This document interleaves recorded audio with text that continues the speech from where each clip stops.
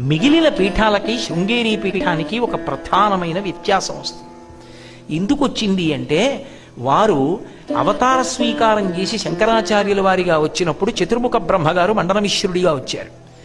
సాక్షాత్ సరస్వతి శారద అమ్మవారు సరసవాణిగా వచ్చింది, బ్రహ్మగారి ఇల్లాలుగా మండనమిశ్రుడి భార్యగా వచ్చింది.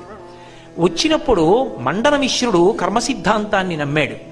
మండనమిశ్రుడికి శంకరాచార్యుల వారికి వాదన జరిగింది. ఒప్పందం, ఓడిపోతే మండనమిశ్రుడు సన్యాసం తీసుకోవాలి. ఓడిపోయాడు మండనమిశ్రుడు, సన్యాసం తీసుకున్నాడు.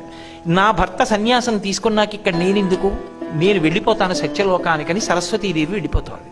వెంటనే శంకరాచార్యుల వారు వనదుర్గ మంత్రాలు జరిగారు. అటువంటి వనదుర్గ మంత్రాలతో కట్టారు శంకరాచార్యుల వారు. కదలలేకపోయింది సరస్వతీదేవి. ఎందుకు కట్టావని అడిగింది.